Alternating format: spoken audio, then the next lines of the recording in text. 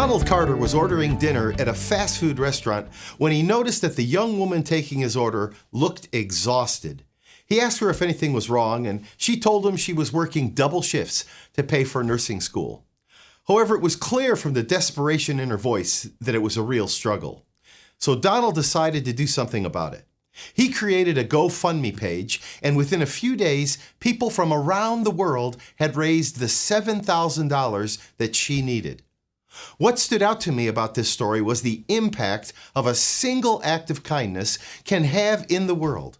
Because of Donald's generosity, this young woman's career as a nurse will positively affect the lives of thousands of patients in the years ahead. As followers of Christ, we're commanded to obey him, though the results of our obedience is in God's hands, not ours. And that's a good thing, because God often works through our simple acts of obedience to bring abundance and incredible blessing to the world, all according to his good purpose. The story of the loaves and fishes in the Gospel of Matthew illustrates this truth brilliantly. When Jesus asked his disciples for the food they had, they obeyed, probably with a lot of confusion. 5 loaves of bread and 2 fish doesn't even sound like enough to feed them. But they obeyed anyway, and the results were abundantly more than they could ever have expected. Matthew tells us, "They all ate and were satisfied, and the disciples picked up 12 basketfuls of broken pieces that were left over. The number of those who ate was about 5,000 men, besides women and children."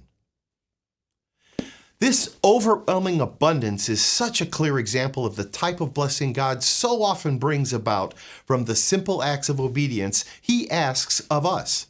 Sometimes it might be as small as a one-time donation to a worthy cause, or maybe an extra night of volunteering. And sometimes it might be as simple as starting a GoFundMe page for a cashier who dreams of becoming a nurse.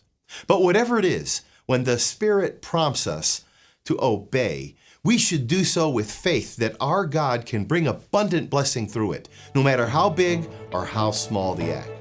I'm Joseph Tkach, speaking of life.